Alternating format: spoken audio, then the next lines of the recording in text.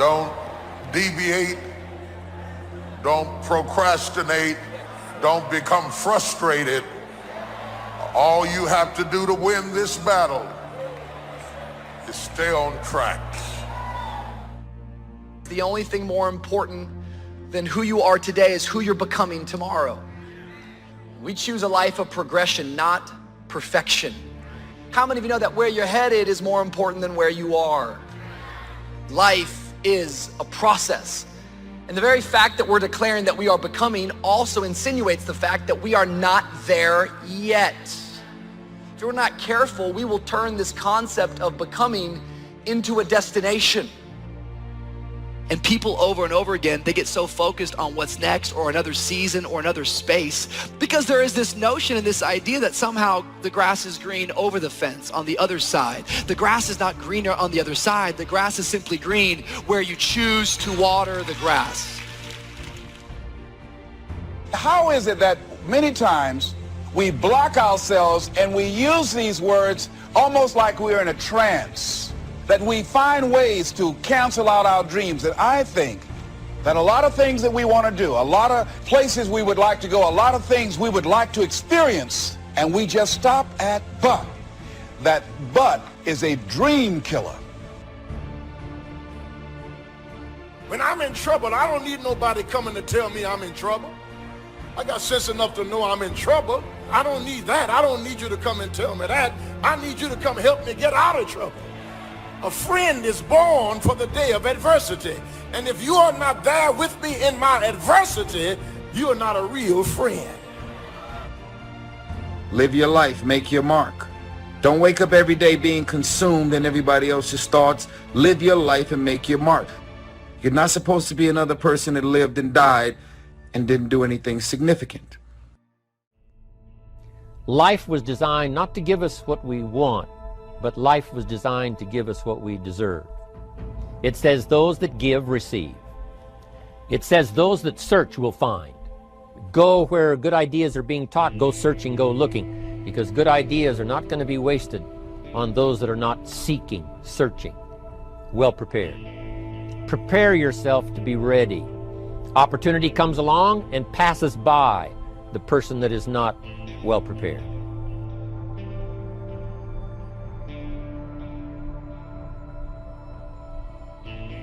Fail big. That's right. Fail big. Today's the beginning of the rest of your life, and it can be very frightening. It's a new world out there. It's a mean world out there, and you only live once. So do what you feel passionate about. Take chances.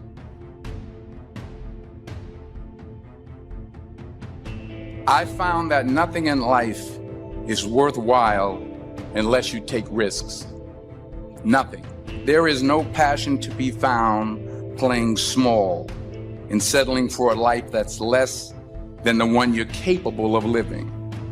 Now, I'm sure in your experiences in school and applying to college and picking your major and deciding what you want to do with life, I'm sure people have told you to make sure you have something to fall back on. Make sure you got something to fall back on, honey. But I never understood that concept, having something to fall back on.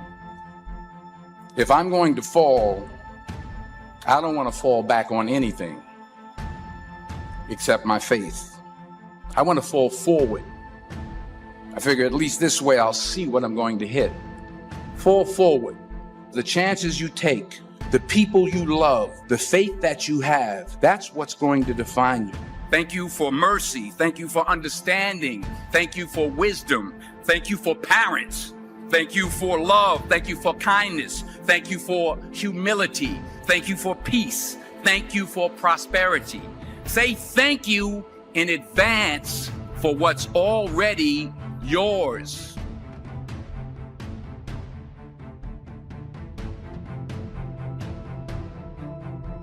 Dreams without goals remain dreams, just dreams, and ultimately fuel disappointment.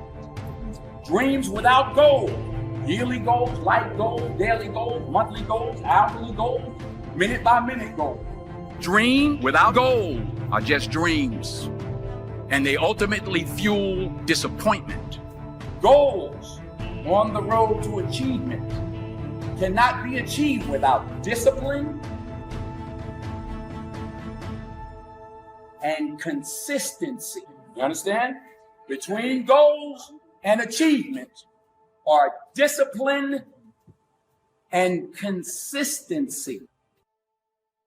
Everything worthwhile is uphill. There is nothing in your life, there is nothing in my life that's worthwhile, that's quick and easy. You have to fight for it every day. You have to climb for it every day. Doesn't come to you. It's like one guy said, all my life I've worked hard at being an overnight success. Everything worthwhile is uphill. Now the problem is we have downhill habits. Greatness will cost you something, not somebody else. It'll cost you something. It's going to cost you some time. It's going to cost you some energy. It's going to cost you some sacrifice. It's going to cost you some resources. It's going to cost you some hours of your life laying down, going the extra mile, doing what other people are not willing to do. Greatness is not cheap. Greatness always costs more. That's why there's not many people who achieve greatness. They're not willing to pay the price. I've been riddled with self-doubt. That creeps up all the time in our lives. Am I enough? Am I good enough? Is this something that's part of my destiny? Should I be doing this? And do I deserve this? If you're a religious person, I believe the adversary's greatest tool that he could use against you to get you to lose in your life is to get you discouraged and doubting. These are two of the most chaotic things that the adversary can do to us, or that we do to ourselves in our own minds, is to get ourselves doubting, because you can't win when you doubt and you can't win when you're discouraged. There's great power in self-reliance. Self-reliance means you simply look mostly to yourself. Primarily say, I'm the person responsible. I've got to be the final one that people can rely on. I can catch up, I can fill the gap, I can do the job. Primarily, we're learning to count on yourself. Never complain and never explain. Hidden greatness is usually revealed during hardships. Usually you will not discover greatness in a person until they go through hardship. The hard places reveal hidden greatness. That's when you start seeing greatness. Watch what people do in trouble. Watch what people do in crisis. And if they fold up, there's no greatness there. But if there's greatness there, it'll come out in the hard places. Hidden greatness will get in trouble and rise to the occasion. People who succeed in life do the things that need to be done, whether they feel like doing them or not. People who don't succeed only execute when they feel good. That is the difference. If you do what is easy, your life will be hard. But if you do what is hard, your life will be easy. So have dreams, but have goals. Life goals, yearly goals, monthly goals, daily goals. I try to give myself a goal every day. You will fail at some point in your life. Accept it. You will lose. You will embarrass yourself. You will suck at something. There's no doubt about it. Embrace it, because it's inevitable. It says, imagine you're on your deathbed, and standing around your deathbed are the ghosts representing your unfulfilled potential. The ghost of the ideas you never acted on. The ghost of the talents you didn't use. And they're standing around your bed, angry, disappointed, and upset. They say, we came to you because you could have brought us to life, they say. And now we have to go to the grave together. So I ask you today, how many ghosts are going to be around your bed when your time comes? Reggie Jackson struck out 2,600 times in his career, the most in the history of baseball. But you don't hear about the strikeouts. People remember the home runs. Fall forward. Thomas Edison conducted 1,000 failed experiments. Did you know that? I didn't know that. Because the 1,001st was the light bulb. Fall forward.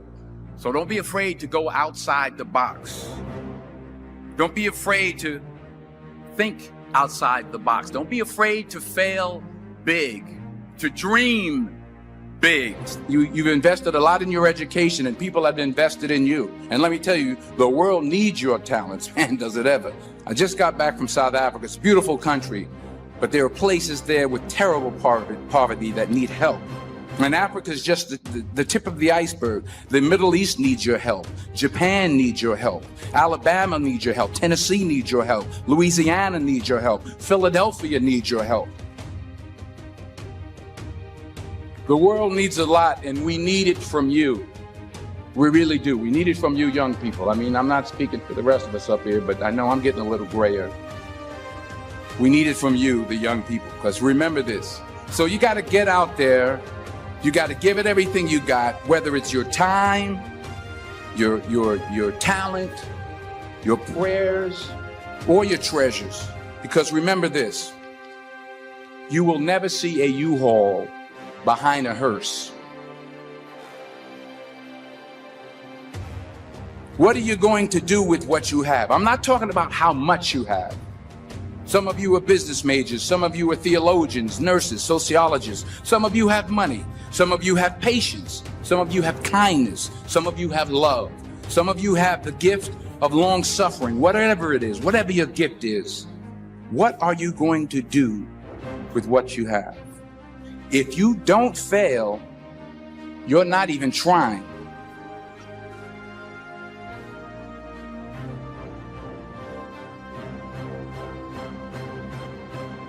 I'll say it again. If you don't fail, you're not even trying. My wife told me this great expression. To get something you never had, you have to do something you never did. Because taking risk is not just about going for a job. It's also about knowing what you know and what you don't know. It's about being open to people and to ideas.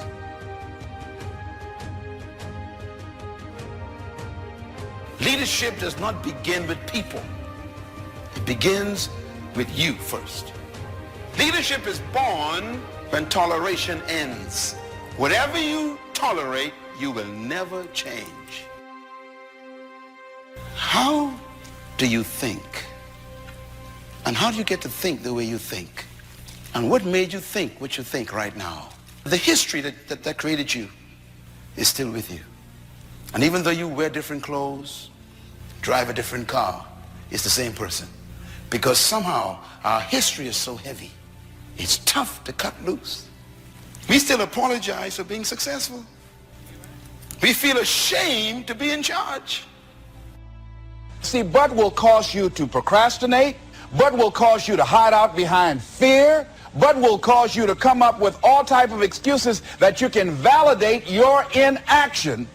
But is an argument for our limitations. And when we argue for our limitations, we get to keep them.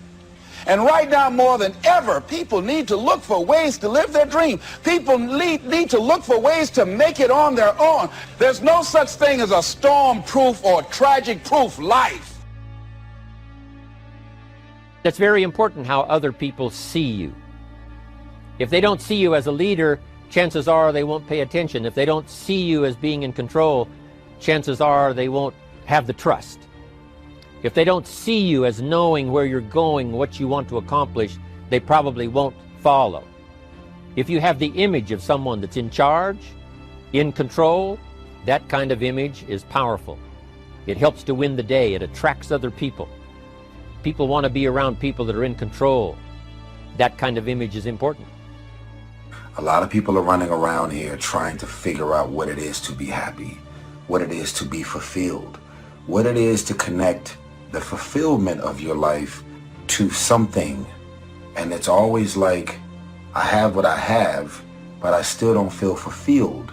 So in my mind, maybe if I get this, I'll be happy. Maybe if I get that, I'll be happy.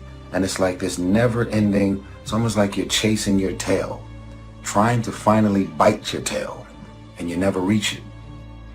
All temptation happens in the mind. We think temptation is something out there that happens that we see out there and say, oh, that's tempting to me. It wouldn't tempt you if there wasn't a corollary desire inside you. All temptation happens in your mind, between your ears.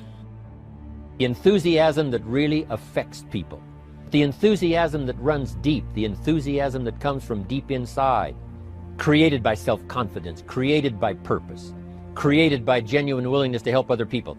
That kind of enthusiasm.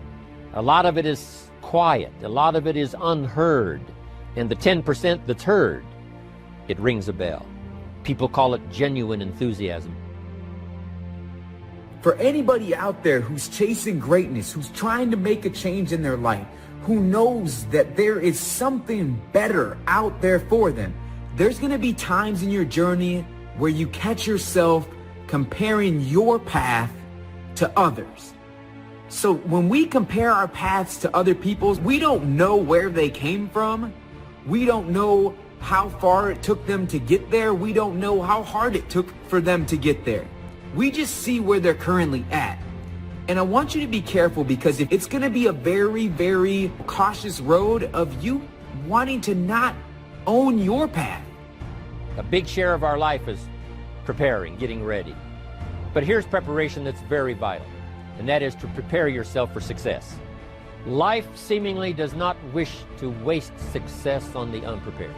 Wanting to excel in all of the skills and settling for nothing less than an outstanding performance. If you're willing to demand of yourself excellence in skills, to be the best that you can possibly be. I don't just want to do something great. I want to be a great person, a great father, a great husband. I don't just want to do that. I want to be it.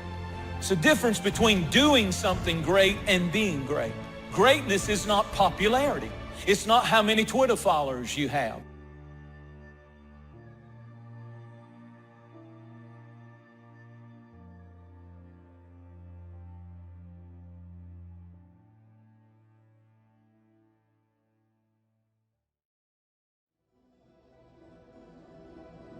Expand yourself. Take yourself out your comfort zone.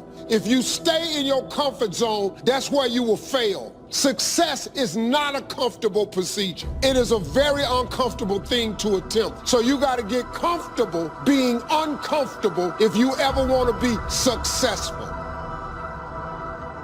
I fought a good fight. I fought for my kids, and I fought for what was right, and I fought for my good health. And I fought for a good career that would bless my family. I fought a good fight. The encroachment. Opposites are in conflict, and we're in the middle. And if you want something valuable, you got to fight for it. If you get beat, unless you're dead, you are not defeated. And you have not failed. What you've done is you've learned. You've gained experience. And you're still alive. So get up and go get after it. Not only have I fought a good fight, I fought a good fight, and I kept the faith. See, that's the deal. Keep faith with your family. Fight like crazy and keep faith. Fight the enemy and keep faith. You have comeback power. When something happens to you, don't buy into what has happened to you. Buy into, I'm getting up out of here. I'm going to change this situation. This does not work for me, and I don't have the luxury of being depressed. I need to clear my head. But let me tell you what ought to cause great joy to come to your life is if you'd stop comparing yourself to other people and you would just remember where you came from and remember where you started. You're doing more. You're seeing more. You're achieving more. But if you start comparing yourself with someone else, you can get discouraged because they're doing more maybe than you're doing. You got to clear your head so that the decision that you make represents the best in you. Be still and know that you're going to get through this. You're going to get through this. You got to assure yourself. You have to encourage yourself. You have to clear your mind.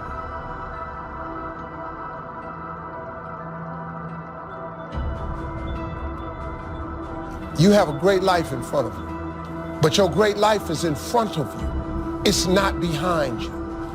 What you did back there ain't got nothing to do with what God got for you. What you did back there was learn the lessons to get you to where you are at this particular moment right here.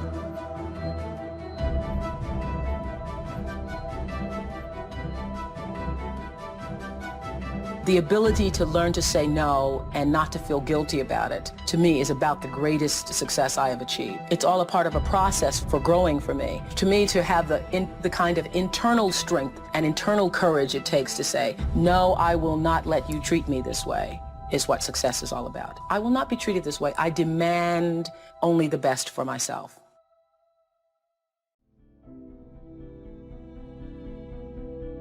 I fought one hell of a fight. Are there any fighters in here? I mean, I fought such a good fight that when I look at what other people call a fight, what they call a fight is what I call normal. I fought my way up. I fought to get to work. I fought to stand. I fought to carry on. I fought to live. I fought to get out of the bed. I fought with my fears, my anxieties, my insecurities. I fought with haters, liars, backbiters, and betrayers. And many times I laid in the bed, I couldn't go to sleep because I was fighting with myself. I fought.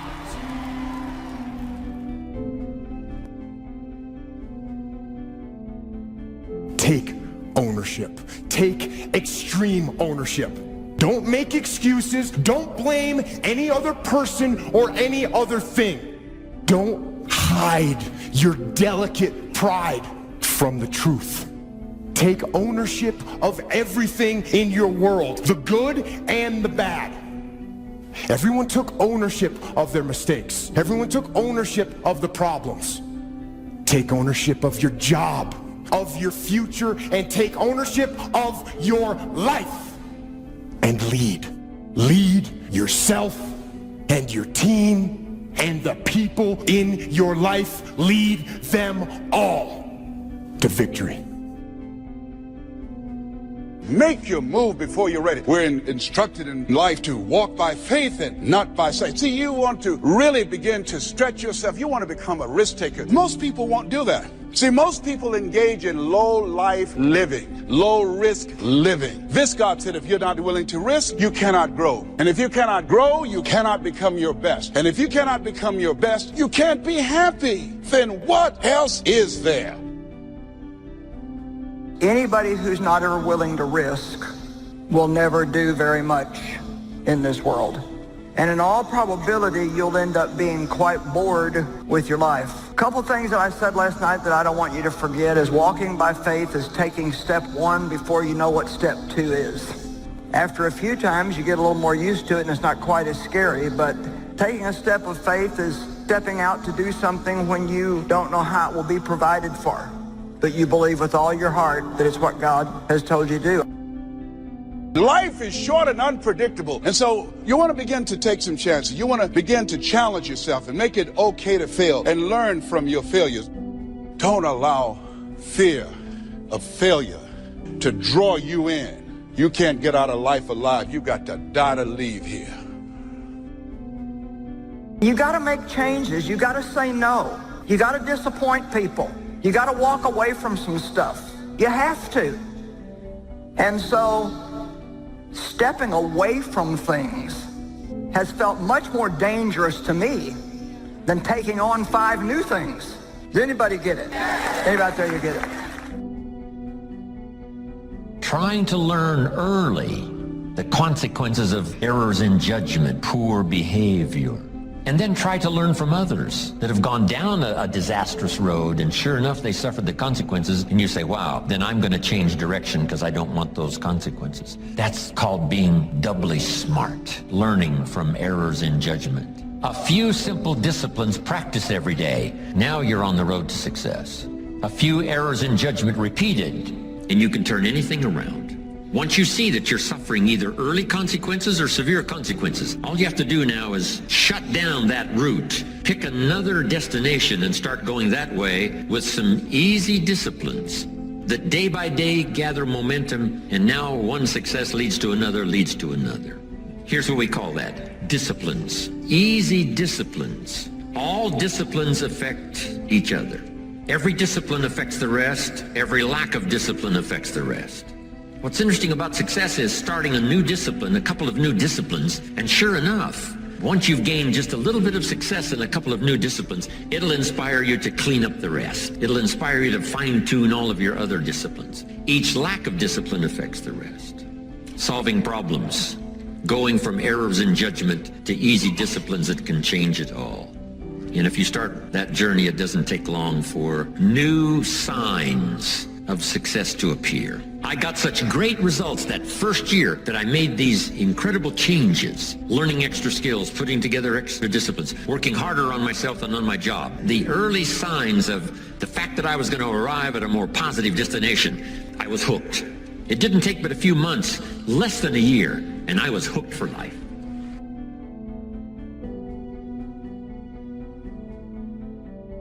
So when you begin to say, what is it that I want to leave? What contribution that I want to begin to make? What difference do I want to make in life? What is it that I want to do with the rest of the life that I have left? What chances I need to take? What risks do I need to begin to embrace? What fears do I need to step on? What areas of my life am I dead right now? What dreams? You can either live your dreams or live your fears. You have got to get to a point where you say, I'm sick and tired of living like this. There's got to be more. That's when people go out and strike out on their dreams. That's when people get out of relationships where they're dying together rather than growing together. See, you will when you put yourself in that kind of situation. I'm reminded of two frogs that were hopping down the road and they fell into a bottle of milk. And one was hopping up and down for a while and he drowned. He just gave up. But this other frog just kept on kicking. He wouldn't give up. He just kept on kicking. And pretty soon he churned that milk into butter and he walked on out.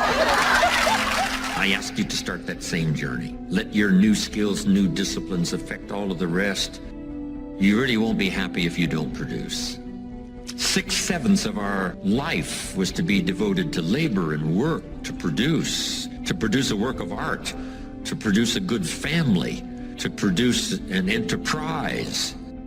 That's the essence of life in its best form first, is to be a producer. What is the reason for the seed and the soil and the sunshine and the rain and the seasons of life and its miracle? What's the reason for all of that? Here it is in a nutshell for your notes. To see what you can do with it. We've got books to read and we've got classes to attend and we've got, things to do and things to learn. And if you put it all together, you can have not only your health, but your fortune. Why not see what you can do with what you've been handed? As basic as seed and soil and sunshine and rain. Here's what all of us have the miracle, and it's almost godlike in its potential. The ability to recreate. Only God can create the sunshine, the rain, the seasons, the miracle of life. But here's what humans can do. Recreate those components into a harvest. By planting the seed, reaping the rewards in the harvest. We call that recreation. To recreate. To take your hours and your energy and your life and a bit of skill and create. Actually recreate a career, a future, possibilities, fortune. Recreate.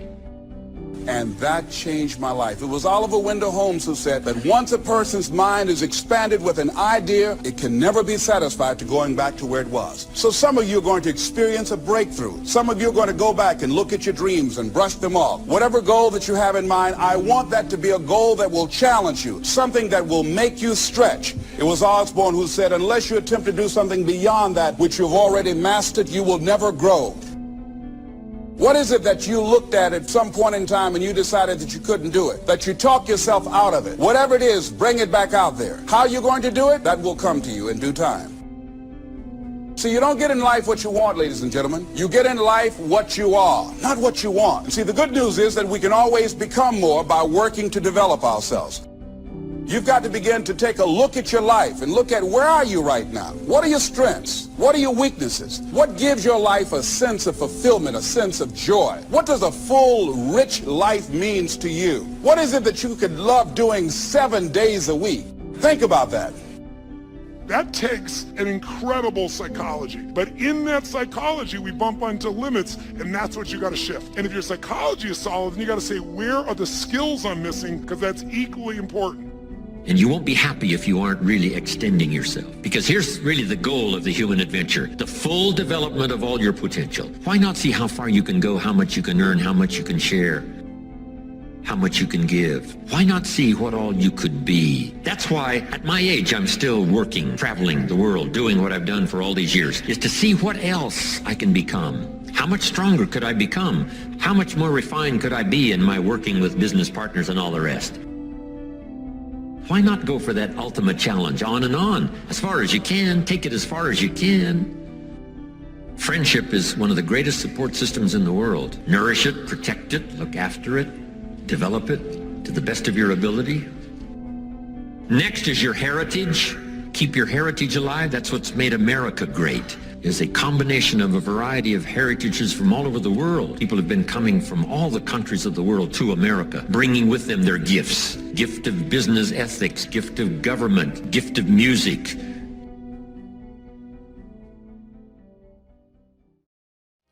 Yes, it's possible that you can choose your future and direct the course of your life as you run toward your dream. It's necessary that you have goals, that you write those goals down, that you plan, that you think constantly of how you can begin to improve what it is that you're doing. If it's your presentations, if it's your recruiting skills, whatever that is, it's also necessary that you look for ways to always find a way to pull it out when everybody else thinks that you're defeated. That you've got to take personal responsibility to know that in order to become successful, you've got to make it your personal business to do it. But the next thing, ladies and gentlemen, I want to share with you that some of you already know that it's hard. Life's not easy. Life is not easy. It is not. Don't try to make it that way. Life's not fair. It never was. It isn't now, and it won't ever be. Do not fall into the trap, the entitlement trap, of feeling like you're a victim. You are not. Get over it and get on with it. And yes, most things are more rewarding when you break a sweat to get them. It's not easy. It's hard changing your life. It was hard when just over 3 years ago, in the Penobscot building in Detroit, Michigan, where I was operating my business, and I fell on some hard times, and I was sleeping in my office. It was hard coming into the lobby, and the security said, "Excuse me, Mr. Brown, can we see you for a moment?" And I said, "Yes." And I walked up to the counter, and he gave me an envelope. And he said, "Would you mind reading it here?" And I opened the envelope, and the envelope was from management that said, "This is an office tower. It's not a hotel. Please do not sleep in your office." And it was hard coming through the lobby. And sometimes they would laugh. There's a guy talking about becoming successful. And look at him. He's bathing in the bathroom upstairs on the 21st floor. He sleeps on the floor. Him and 2 other dreamers up there. Look at him. It was hard, ladies and gentlemen, coming to speak to people. And I was facing financial difficulties in my own life. I was behind on my bills and my dreams, and I'm saying to them, you can live your dream. It was hard, ladies and gentlemen. It was very difficult to pick myself up each day believing that I could do it. There were times that I doubted myself. I said, "God, why is this happening to me? I'm just trying to take care of my children and my mother. I'm not trying to steal or rob from anybody. How did this have to happen to me?" It was very hard. And here's what I want to say to you. For those of you that have experienced some hardships, don't give up on your dream. No one could have convinced me by holding on, by continuing to push forward, by continuing to run toward my dream, that one day I would have my own talk show. It's a long shot, ladies and gentlemen, from Liberty City, an abandoned building on a floor, never knowing my mother or father. It's a long shot. Being here with you today in this dome in Atlanta, it's a long shot. No college training, labeled educable, mentally retarded, but I kept running toward my dream. Don't stop running toward your dream. It's very important As you hold on to that dream, there are moments when you're going to doubt yourself. There are rough times are going to come, but they have not come to stay. They have come to pass. It's very important for you to know that. Don't say I'm having a bad day. Say I'm having a character building day. It's very important for you to believe. I want you to know that you're blessed and highly favored, and that as you go toward the future, begin to know that you have greatness within you. And if just one of you here begin to envision yourselves as being blessed and highly favored to reach your goals, if just one of you capture the essence of what that means, that you have greatness within you and a responsibility to manifest that greatness, that you can make your parents proud, you can make your school proud, you can touch millions of people's lives, and the world will never be the same again because you came this way. And you must feel that's why you're here. Ladies and gentlemen, it's not going to be easy. You gotta have a tremendous work ethic to be successful in here. In other words, and you can relate to this, you gotta have a lot of dog in you.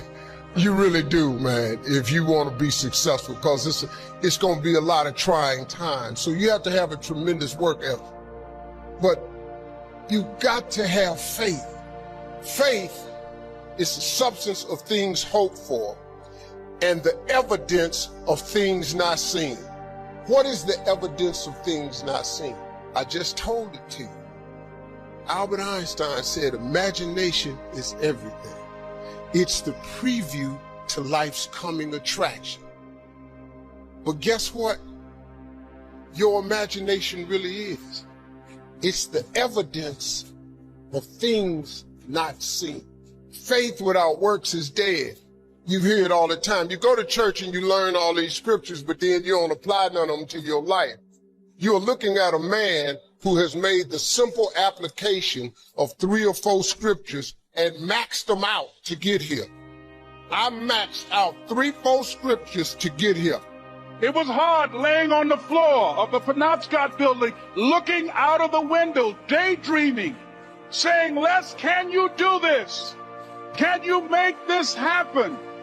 I used to listen to tapes day in and day out about See You at the Top, my great friend Zig, and Dennis Waitley, and different other motivational speakers, and Dr. Norman Vincent Peale, and Dexter saying, don't let nobody steal your dream. I used to ask myself, can I do this? And something said within me, you're the one. You're the one. And let me tell you something, ladies and gentlemen. While you're here, and before you go back home to your respective cities and communities, write down at least 5 reasons on why you deserve your dream, on why you won't give up, what's going to make you unstoppable, why you must be unreasonable, because logical, practical thinking says you can't do it today.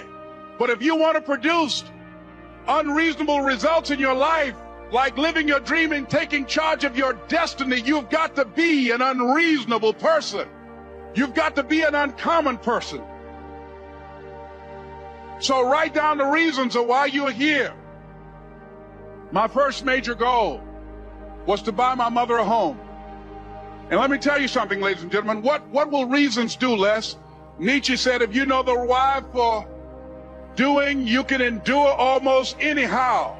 What do you mean by that? If you know why you're doing something, when the hard times come, and they're going to come, when the disappointments and the rejections come, and they're going to come by the truckloads, your reasons will be your rod and staff to comfort you, to pick you up. Once again, I got a saying on one of my tapes, if life knocks you down, try and land on your back, because if you can look up, you can get up. Let your reasons get you back up. It's possible for you to live your dream. It's necessary that you associate with winners, that you work your system, that you are relentless, that you never give up. It's you. You've got to take personal responsibility. You've got to make it your personal business to make it happen. And you've got to resolve within yourself that I can do this, that it's hard. But you've got to say, I'm the one. I'm the one to make this happen. I'm the one to become successful in this business. As you work to help other people to become successful, that feeds your success. But you know it's going to be hard. But find out what will make it worth it for you. I told Mr. Washington I wanted to become a disc jockey. Someone asked me to tell this story. And he said, Les Brown, he said, if you want to do anything worthwhile in life, you've got to be hungry. And so I started working to develop myself. He said, I want you to practice every day being a disc jockey. I said, but I don't have any job now. He said, it doesn't matter. He said that it's better to be prepared for an opportunity and not have one than to have an opportunity and not be prepared. So every day I was working to develop myself. And that's what you must do. And as I was working to develop myself, I applied for a job as a disc jockey, WMBM on Miami Beach. I went to a guy named Milton Butterball. I said, how you doing, Mr. Butterball? I'd like to get a job as a disc jockey. He looked at me, he said, you have any broadcast background? I said, no, sir, I don't. Do you have any journalism background? I said, no, sir, I don't. He said, we don't have any jobs available. I said, yes, sir. I went back to Mr. Washington and I told him, he said, don't take it personally. He said, most people are so negative, they will have to say no 7 times before they say yes. He said, go back again. So I went back again. I said, how you doing, Mr. Butterball? My name is Les Brown. He said, I know what your name is. What do you want? I said, I'd like to know whether or not you have any jobs as a disc jockey, sir. He said, didn't I just tell you yesterday we didn't have any jobs? I said, yes, sir, but I know whether or not somebody got laid off or somebody was fired, sir. He said, no one was laid off or fired. Now get on out of here. I came back the next day. Hello, Mr. Butterball, how are you? He said, fine, what do you want now? I said, I'd like to know whether or not you got any jobs, sir. Didn't I tell you the last 2 days we didn't have any jobs? I said, yes, sir, but I don't know whether or not somebody got sick or somebody died, sir. He said, no one got sick or died. Now don't come back here and throw me out again. I came back the next day like I was seeing him for the first time. I said, hello, Mr. Butterball, how are you? He looked at me with rage. He said, go get me some coffee. I said, yes, sir. And I went to get him some coffee. After a while, I would get their lunch and dinner, and I would go in the control rooms and take the disc jockeys their food, and I would not leave until they would ask me to leave. Then they started trusting me to pick up entertainers that came to town. Entertainers like the Four Tops and the Temptations and Diana Ross and the Supremes. I would drive them all over Miami Beach in the disc jockeys, big long Cadillacs. I didn't have any driver's license, but I was driving like I had some.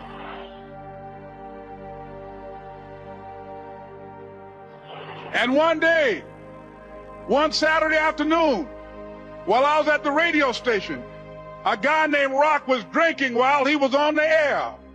I was the only one there, looking at him through the control room windows, walking back and forth, young, ready, and hungry.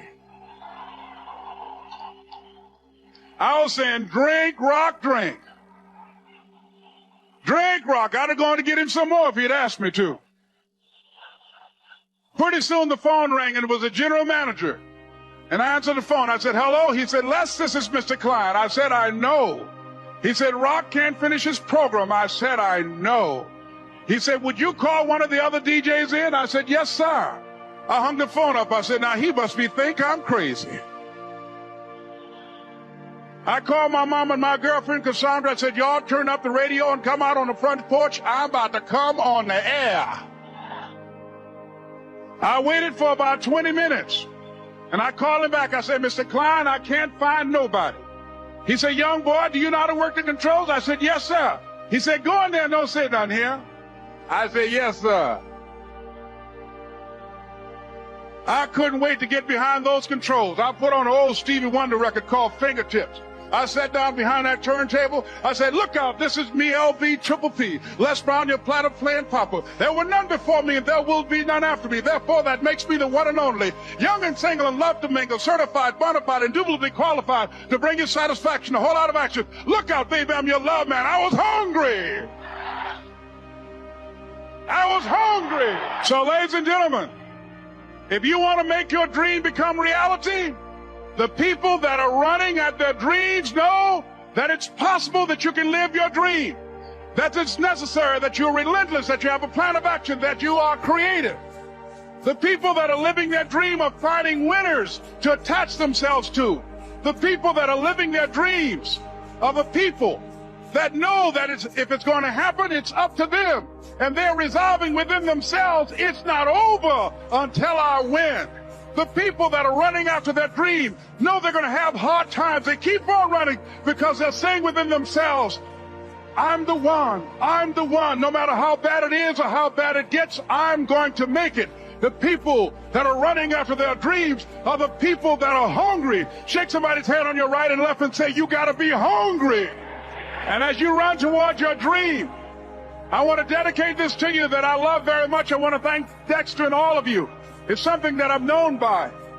It's on our tapes called Choosing Your Future. And it says simply this, that if you want a thing bad enough to go out and fight for it, to work day and night for it, to give up your time, your peace, and your sleep for it, if all that you dream and scheme is about it, and life seems useless and worthless without it, and if you gladly sweat for it and fret for it and plan for it and lose all your terror of the opposition for it, and if you simply go after that thing that you want with all of your capacity, strength and sagacity, faith, hope and confidence, and stern pertinacity, if neither cold poverty, famish or gulf, sickness or pain or body and brain can keep you away from the thing that you want, if dogged and grim you besiege and beset it, with the help of God you'll get it.